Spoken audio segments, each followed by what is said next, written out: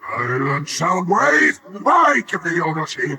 Shooting like we have today will bring about our defeat. We cannot let the Autobots win. I won't listen to your lies anymore, Trust.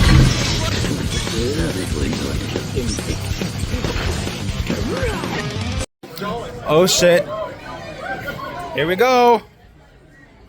TFCON Chicago, we are finally here again. I'll start recording if I haven't already, because I got Marvelous Prime over here with me. And got Prince Retro, Grimlock, and the others behind me by a few people. Are you guys going to the mall again today, or are you guys just... I think we're going to be all in here since, you know, yesterday was our goof off day since there wasn't much happening. Yo, let's actually go already. Let her pass.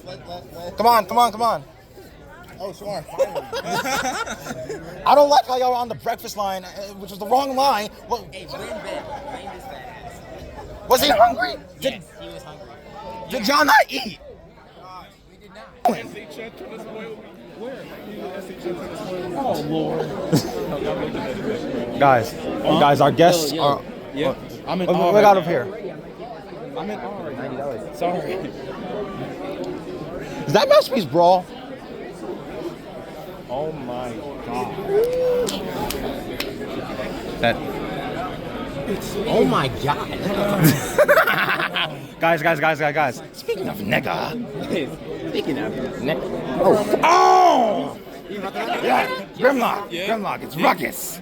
Look. Hey, baboon, ruckus. Yeah, nigga, look at him. Yeah! Hit him, Robin, hit him. Oh my god.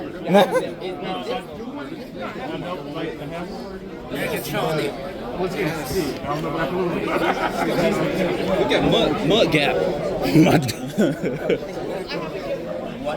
Is that Masterpiece Rhinox? Oh shit. Yeah. And I see third party Beast Wars Scorponok and the MP Lao Convoy and Oh, Prime, no.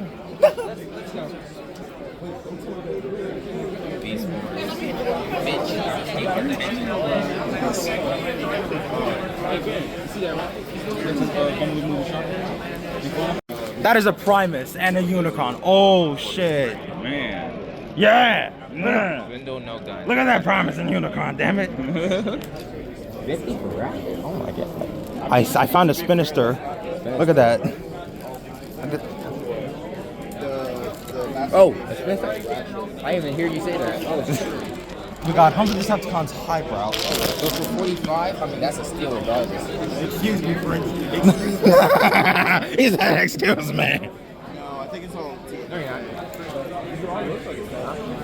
I'm buying it from Marvel. Retro, they got TFA shit. Someone else's merchandise. Goddamn. My fault. I apologize. Like, come on.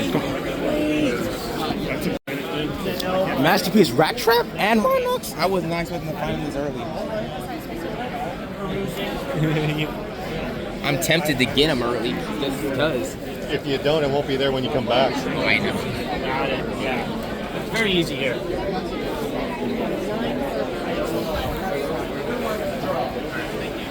Yeah, there's one over here.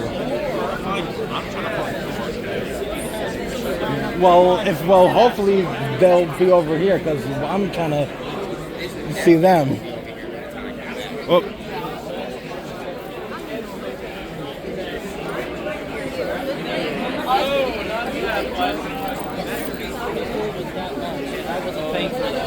Which is 44.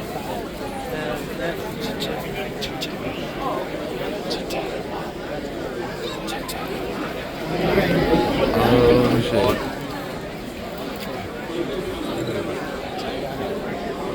This first bit is the rough part.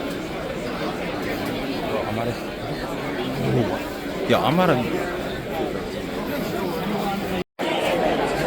Bro. As soon as possible. Oh my god, yeah. Okay, Arthur isn't here. So, also, y'all need to, bro, I don't know what the fuck y'all. And this is for doxing.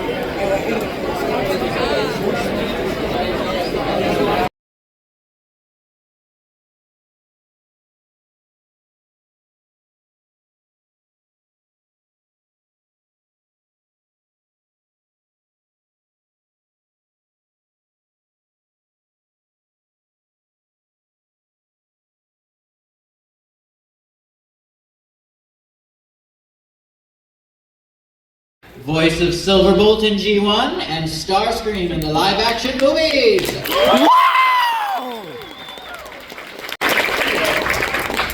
So, I think we might be waiting for Arthur, but we were instructed to start. And you can hear me with, hi, Jim.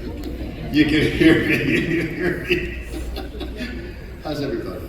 Amazing! I'm a little demented, but I'm good. So thank you so much for being with us today, Charlie. The question we try to start out with is how you got into acting, and from there how you ended up voice acting for Transformers. Oh, deep question. So I was a New York actor in the 70s. In the 70s! None of you were even alive then. God, I hate all of you. You are good, thank God. I can make Petula Clark references and you won't make fun of me. So I did a lot of plays. I did a lot of, I did Broadway, off-Broadway, regional, national tours, a lot of stuff. Always kind of weird parts, which may surprise you. I did a lot of commercials. And so in the 70s, I'm going to say this again, in the 70s, you were allowed to be an actor, which meant you could go from venue to venue. Oh my God, Darren Norris!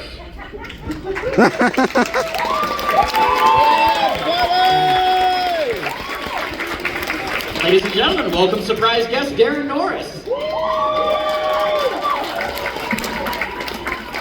Voice of Knockout in Transformers Prime. It's Charlton Adler, everyone. Yeah, what's left of him. So, here comes.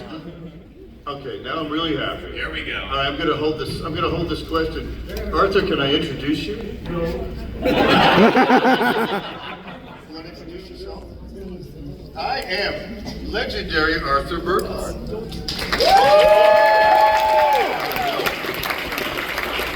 Arthur Burkhart, voice of Devastator in Generation 1. I gotta tell you about Arthur. I just said to Arthur, Arthur, you can answer this to the crowd. I just said to you about 10 minutes ago, did you ever think we live long enough to do these things? And he said, no. Oh my God, Chris Latta. That's right. Okay. All right, so let me finish my answer. In the 70s, you were allowed to be an actor. Meaning that in New York, you could go from the theater, you could do a play, you could sing in a nightclub, you could do a commercial, you could do a soap opera for a week, you could do anything, and everybody allowed schedules if you were in a play to do it. I come to LA with totally different rules. And so I stopped being an actor, and I became a voice, get this, person. I still don't even know how to speak properly. A voice person. And that meant I was just sent out for off-camera things, only voices. And I started to audition for animation, and the first thing that I got was Smurfs. And along the way, Transformers came up to you. Joe came up. Arthur, we were both of those together? I'm sorry? We were both of those together, right? I'm sorry? We were both, together in Transformers and G.I. Joe, right? Yes. Yeah. This is G1. This is before Darren was born. And so, because of the success of those shows and other opportunities, things just came my way. And a career is like a bad EKG. You go up, you go down, and sometimes you're straight line. Stop talking about my AFib. Oh, God. I don't even want you to have your AFib. So that's pretty much the answer to the question for me, and I guess maybe you guys want to weigh in. The question was, how many bracelets do you have? The question is, how did I become an actor and then transfer into voice acting? So whoever wants to grab that one. All right, Darren. All right then. Hi everybody, my name's Darren Norris. Remain seated, please remain seated. It's not necessary, it's truly not necessary. I think our stories are quite similar. I came from a theater and improvisation background. I got my very first agent, Pat Brady, doing a play, a musical, what do they call it? Musical comedy, right? It'll come to you. Funny music, yes. Funny music. That was my first foray into on camera. That was commercials at the time, but you're right. You could be an actor and you could do various things. I worked at Universal Studios in the early 90s, live on stage in the Beetlejuice's Graveyard Review show. We had live singing. It was all the classic monsters, the Universal monsters. Frankenstein, Bride of Frankenstein, Dracula, and Wolfman, and the Phantom of the Opera, in a musical, 20-minute musical review, and I was Beetlejuice. But it was a great gig. It was a great paying gig as an actor, and then they would let me off to go do auditions and do this and do that. So lots of fun, and I think specifically animation voiceover, I sort of fell backward into that. I had some friends who were getting involved in it, and I was doing an improv show, and my friend Kevin said, "You got to do this. You're going to be so good at this." I said, "Okay," and I did not pursue it at all. And then he grabbed me by the lapels and went, "I'm not telling you you should do this. You have to do this because you're going to kill this." I'm like, "Okay." And luckily, my agent had a voiceover department at the time. I met with them, and they didn't send me out on anything, but I had done another play. And the producer of that play was involved in voice casting, and I started to go to those auditions, and bang, bang, bang, bang, bang, and then the agency takes notice of you and goes, "Oh, you can actually do this. All right." So they set up some general auditions for me, and yeah, just completely transformed that career path. Let's see what you did. Here's what I did. I take the words. Never. And Arthur, what about you? How'd you get into this racket? God.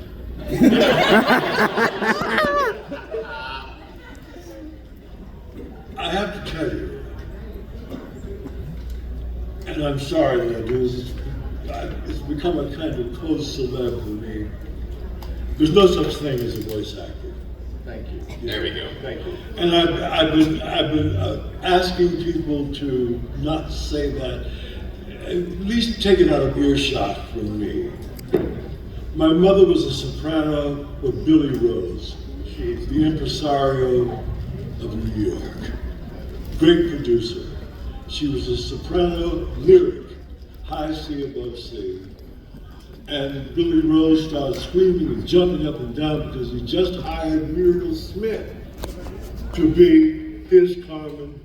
Okay, and he gave her, the black doctor and his wife gave her, put her in their home, okay, and he sent bodyguards out because she was beautiful.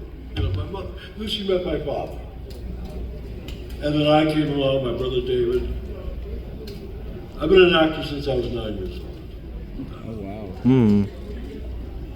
wow. The theater is my mother. Literally and figuratively. Me too. Me too. Yeah, Absolutely. My father loved Shakespeare and stuff like that. So I had, before I went to high school, which was in New England, I had a smattering of Shakespeare. In fact, I was 20 years old. I did Bella with Alan Scott from Canada. Canada's greatest actor. He was a close friend of mine. He and his wife, then wife, we lit up the stages. I met John Neville out there too. And I was with John Neville, who came down to play Sherlock Holmes, and I was in that show. You know, Ted Ross was jumping up and down, having a good time in Wizard of Oz, The Wiz. Gilbert Moses called me about playing the Cowardly Lion, and I said, bullshit, Gil, it'll never go. It'll never work. And then Ken Page was born. The same thing happened with the movie Glory. I had to go to jail for my drinking and driving.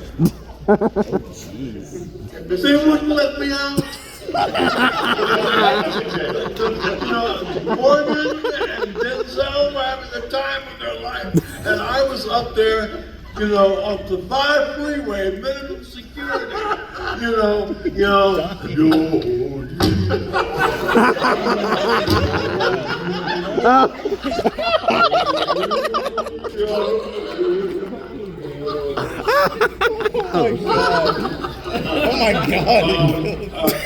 I have played Frederick Douglass, and I have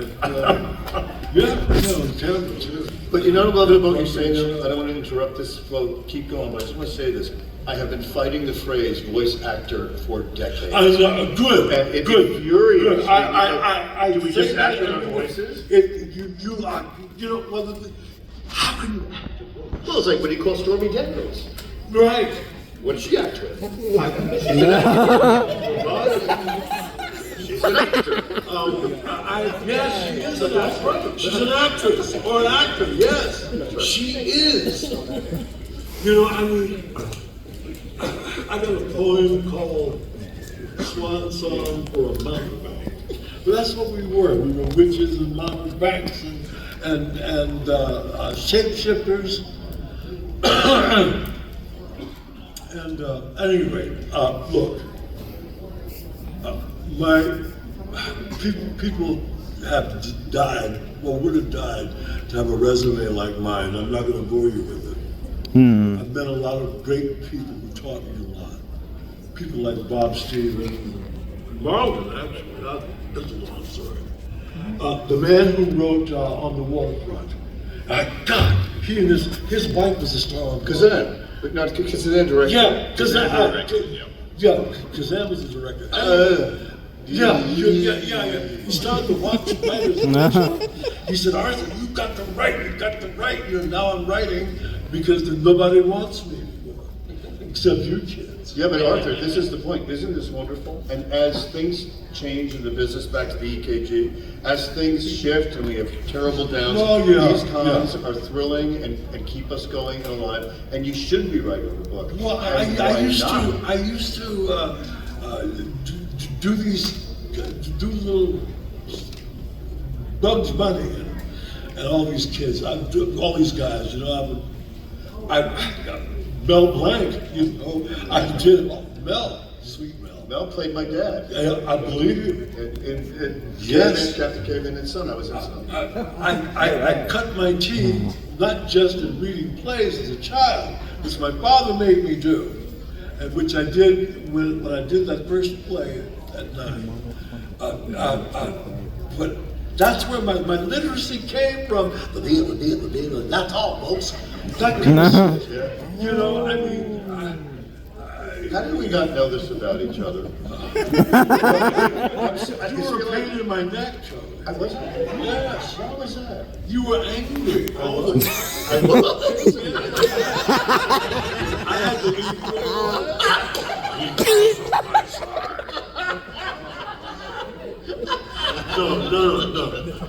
No. You were all right. It was Wally Burr that pissed me off. Thank you. Can I just, all right. I'm going to address this. Wally Burr was a very prolific director for Sunbow Productions, and he directed everything G.I. Joe, Transformers, Gem. He didn't direct My Little Pony, thank God. had to correct me if I'm wrong, Arthur. He was He didn't pay a attention. sergeant in the Marines before he became a director. How? I don't know. And so he directed commas, he directed farts. There was nothing the man did not insinuate himself in. And this is when we were required to do an 8-hour session that required us to do table reads for 4 hours where he could, are there any children in the room? Okay, good, I'm just gonna say this. He could bore the tits off of a brass monkey. The sessions were exhausting. By the time we got to record it, we were all in comas. Because you wanted to act. Right? Yeah. Right? And so when we went on strike in the early 80s, we introduced into, and he was a sweet man when he wasn't being a pain in the ass. And he was very loyal to me. I have to say that. He really hired me a lot, but he was very difficult, very challenging for most people. We introduced a clause into the SAG contract, which was called the Wally Burr clause amongst ourselves, which was we could not table read for 4 hours and then be expected to record a show. Right. And it limited the 4 hour, I was on the negotiating committee for that, and it was the hardest thing to get from the producers to get the sessions down from 8 hours to 4 hours. So we won. And the Wally Burr clause is now still in existence. Chris Lana Collins and I wouldn't let him do that. We would not, and particularly he got very jealous. When I was doing a love scene with the Baroness, Morgan, you know, and he became very jealous. He also wanted me to curb the gravelly nuclear mistake that Destro had in his throat. And I practically refused. I had to tell him, don't you ever give me a line. Which I did. Yes! Don't do that. You see, Lauren Swanson gave me my Emmy. Like, I don't know, he's always moving. He's Look, in his room I talking too. have been all Why is he in the over mall? the place about this. You know, I He was goes from trained room by hall to the mall people, and and he's by all over the place. literati teachers, not just acting teachers, literature.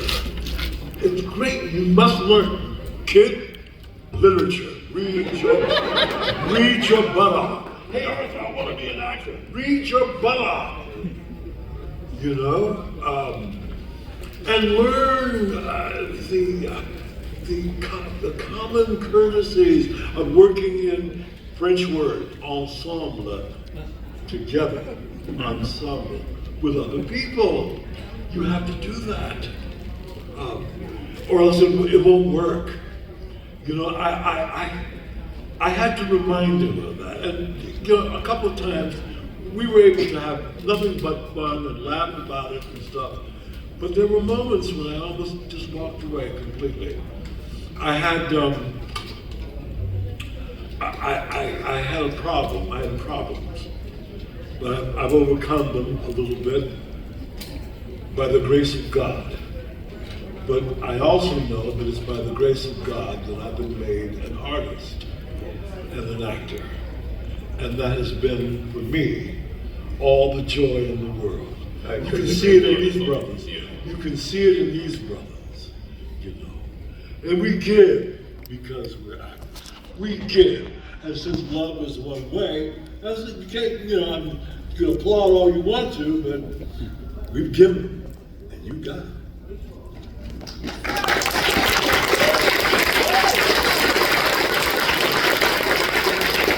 Now, folks, we're going to open things up for questions. If you got questions for these guys, go ahead and come up and line up with the microphone. They don't bite. Why would you do? What's wrong with you? Which guys is your favorite?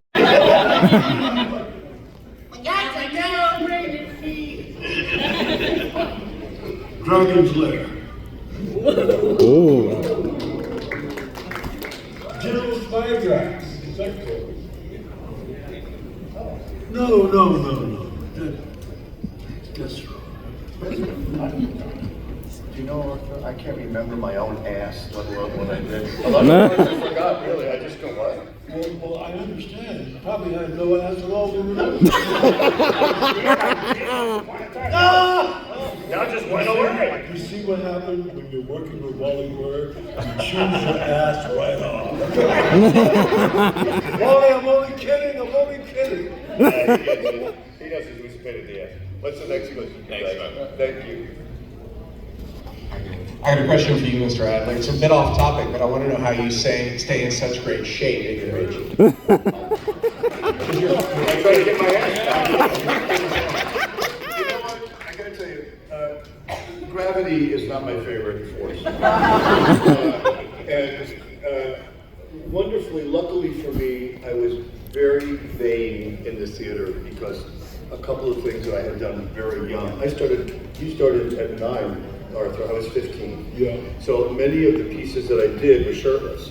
And I was skinny, scrawny, without a thing on my bones. And I decided I had to really change that. And you know, once you kind of get addicted to that serotonin and all that stuff, it really makes a difference. And also when you're doing 8 shows a week, which I did in New York for decades, my body needed to be maintained. I could not mess around with it. And so it just became, you know, a discipline. And now it's like every day is important to me. I got to maintain what I got. That's it. Fantastic. I worked with Joe Papp at the New York Shakespeare Festival. And I remember Charlie, he used to be skinny. Yeah, he was. And I was down there with from Law and Order. What's his name? He played Lincoln. Well, Meryl Streep was there. Sam Morrison. Yes! Oh, brother was Sam. And the other guy, the blonde guy, the Irish guy, who's a close, dear friend of mine. He did a series. Michael Moriarty. Michael Moriarty!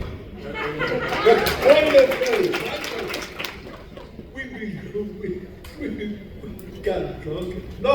Was I sober with him by then? Well, we had a lot of fun playing black Mick and a white Mick in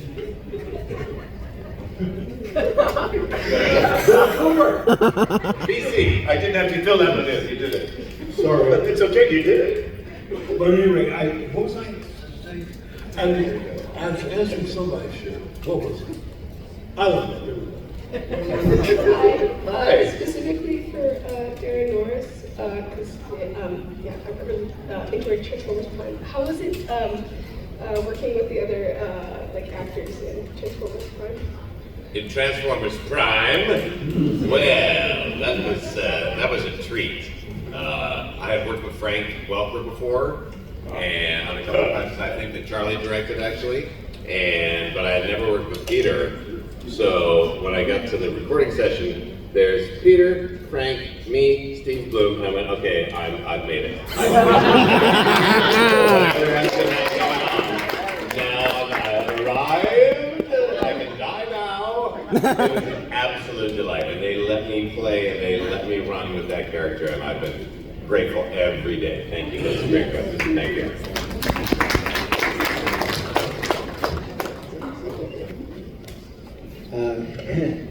In design. Are you on crack? What? So you want us to improvise a scene for your entertainment. Next question. We're doing a show at 6. What are you, on nuts? We'd like you to create the content immediately. Okay.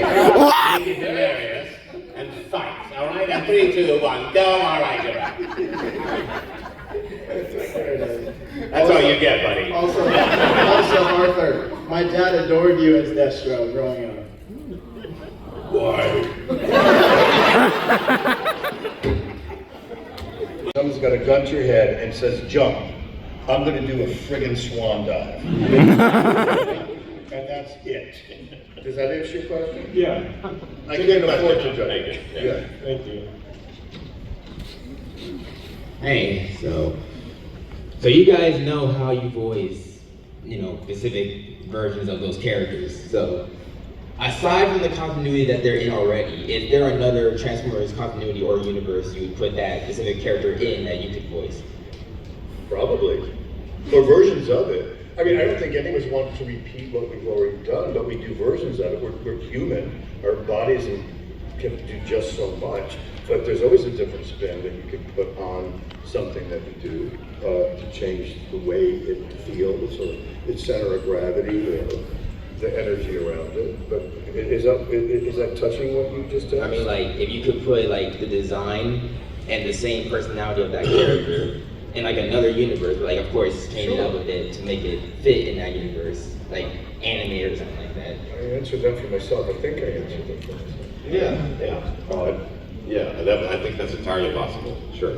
Imagination and anthropomorphic or human traits are the undergrowth, or the undergird of what you were asking.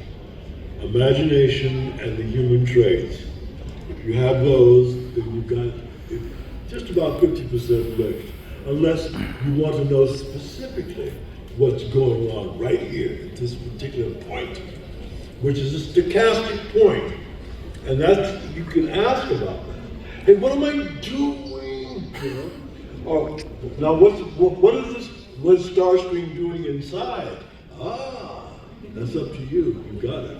You do that. And that takes a bit of work. And you know, you get that eventually if you decide to stick with the craft of acting. All right. Thank you. Assigned to you. It was assigned to me, bro. Yes, it's a huge thing. Do you remember the first, with Patricia Neal and Michael Rennie? Gorge! Klaatu Barada Nikto. Daniel stood still. Daniel stood still.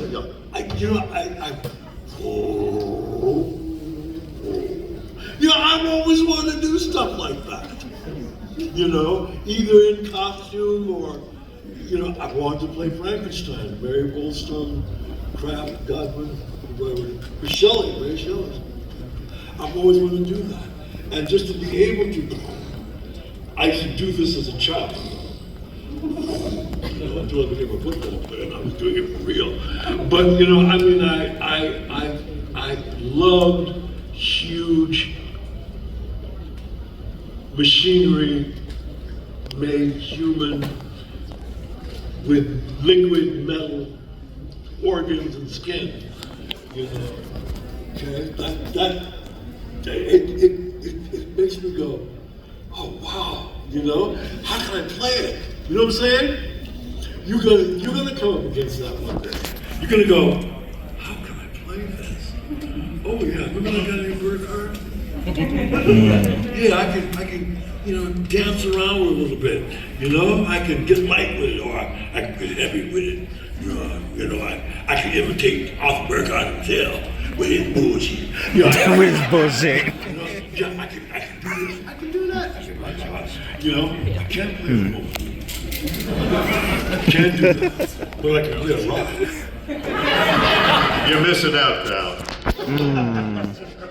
That's none of my business. Saturday nights, come over. Thank you, man. Thank you. Thank you. Awesome. Darren! Charlie! Sorry, we're talking voices. I've always liked to do voices since I was a kid, so I'll try to make this really quick because there's a line. But first off, I just want to say, Arthur, Charlie, I really love what you did for Walt Disney Pictures' The Prince and the Pauper back in 1990. And, Jesus Christ. And Arthur, I think you were one of the first people I ever saw in the making of. I still love your version of Pete versus Jim Cummings. You gave him like a weight and a gravitas of being a really like evil and menacing person. Thank you. Yeah. You want one story? Absolutely. Charlie. It was Jimmy McSwain, who had called Steam Company. And I was going to see somebody on camera. And they want you to reprise the voice of the black cat Captain Pete, Big Pete, okay, from the white man who used to play him. Yeah. Billy Bletcher.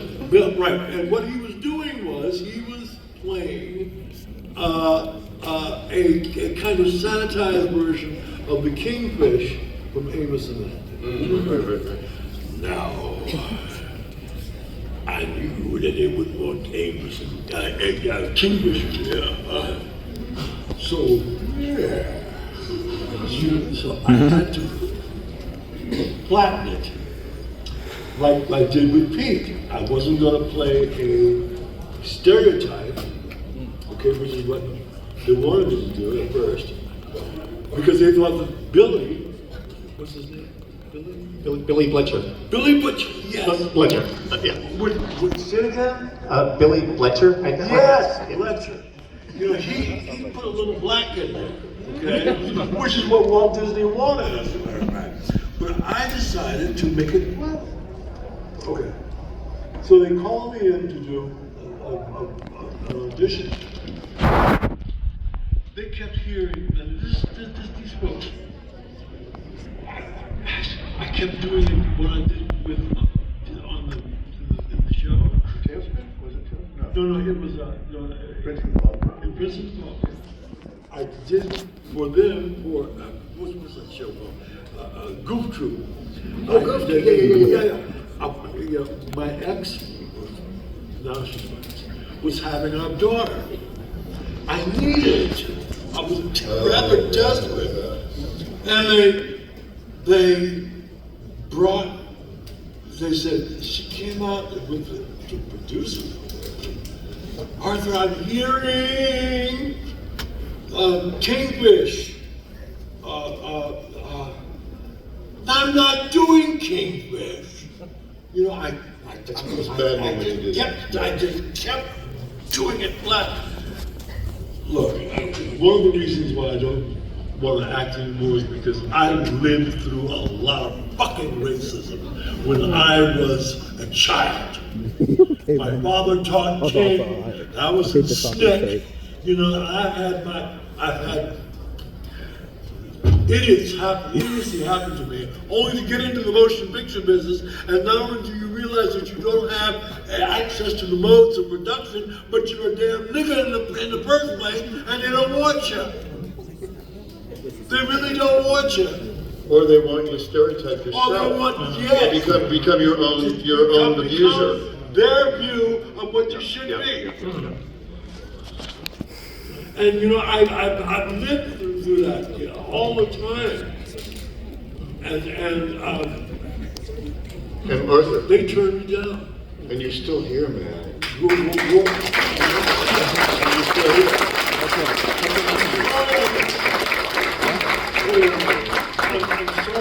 I'm sorry I used bad language. You know, I don't use the word would. You know what that means, okay? You know, you guys can use it to each other. Like I can use the N-word to brothers I know, maybe even Charlie. Thank you for that. It was a compliment. I felt it. But you know, I didn't want to turn this into some sort of obloquy of racism and stuff like that. No. It's you kids. Is it excellent? Yeah, white-haired guy, you're a kid too.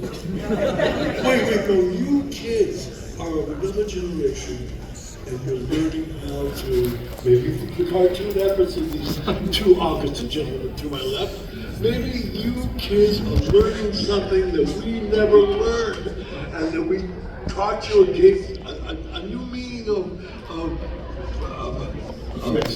acceptance and care and love.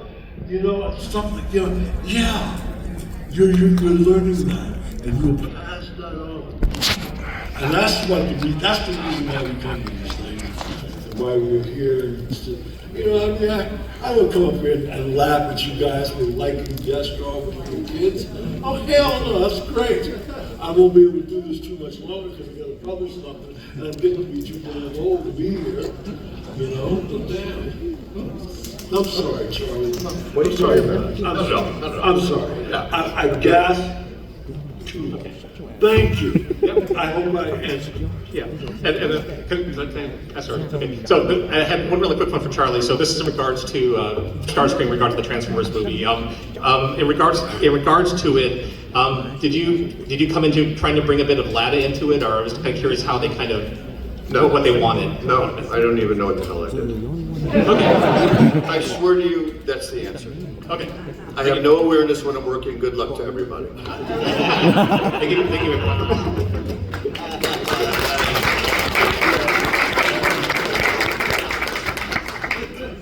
This one's for Mr. Adams. It hurts so good. Thank you. And hello, it's me. Okay, thank you. Thank you. Beautiful. That's how you do it. Okay, can you Oh, I can see myself. You're welcome. My question is about typecasting. I'm not going to elaborate further. Typecasting, how it applies to you. We're going to start over here in this corner. I want you to tell me about the Cobra Commander Starscream pipeline. I'm not understanding what anyone said. My apologies. I'm old and deaf. What the hell did you just say? Very hard to understand. So the question is typecasting and how it applies to you. We're going to start in this corner. Arthur just answered brilliantly. Okay, The whole thing there. I hope you were listening. That was a story. That was, and this is not for nothing. That laugh was history and history and history. Yes, sir. And my terms of typecasting, I refuse it. But I must say this. Animation gives us, many of us, and I'm hoping more so, most of us, the opportunity to have no isms attached to our work. So we are limited sometimes by their perceptions of us, and that's horrifying. And as Arthur has cleanly pointed out in many ways, that is more, I think, addressed to him than to two white boys sitting up here.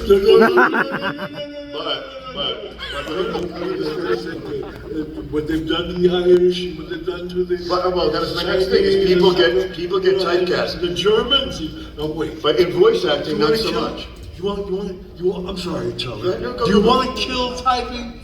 Being typed? You want to kill it? Okay. Let's go. Why don't you play Anna Bethune? Or Ida B. Wells? Oh! I played Frederick Douglass. I wrote it. I put it together from the mountain of work that he did, on stage, and then I did it on camera. And they know what to do with it. And I'm still kicking booty in that stuff. You kill it, and you find somebody in your history who stood for things that were important to mankind. Someone maybe in your own family, and do their letters, go on stage and shit. Do that. You command who you are. Did that answer it? I think so. All right. This is a fun one. So this is a bit of a difference between the 70s and early 2000s, but do you guys record together at the same time, whether in the same room or just all of you are together? And if so, what are some funny moments you've had where all of you are in the same room, you can hear each other recording, maybe you hear someone flub a line and you can just poke fun at each other, but some fun stories of at least being in the same recording booth or similar areas and being able to record together. There's nothing like being with Mike Bell, Jesus Christ.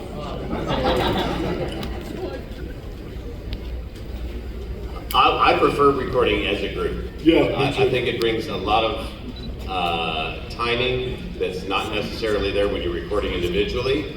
I know most of my experience shows that we did, whether it was Buzz on Maggie or Misadventures of Flapjack, we recorded as a group, as an ensemble. Yes, and you get a lot of back and forth, and there's a lot of that ping pong ball bouncing around the room and the energy that creates, and the opportunity for improv that creates. So if I can answer your question that way, I much prefer to record as a group. It doesn't happen a lot, and it's my experience of late. Directorially, because I'm more direct now than I act, I prefer to get my cast.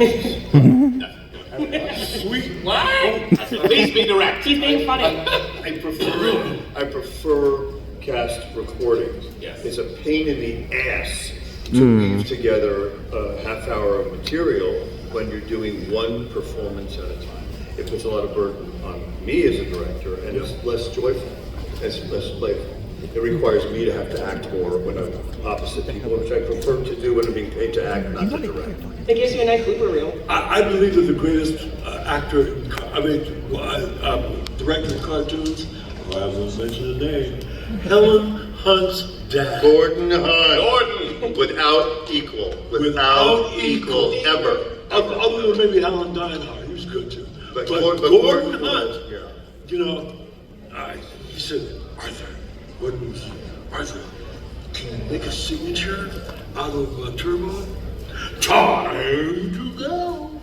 But you know what? That question also suggested his trust in you. Thank and you. That's why he was so wonderful. He trusted us. He never bullied anybody. He never gave line readings. He was so gentle, but so creative and loving, and he created this family environment. And he brought people in. He brought megastars when they were out of work. He brought Oscar winners, Tony winners, Emmy winners. Roddy McDowell. Roddy, that's right. That's right. God, look, Ryan McDowell and I talked about Caesar and Cleopatra. Or Cleopatra. He played Augustus opposite Elizabeth Taylor. Elizabeth Taylor and Richard Burton, yeah. Is my handler back here yet? I need somebody. I gotta go. All right. I gotta go. Thank you. I'm sorry if I... Billy, yeah. No, I'll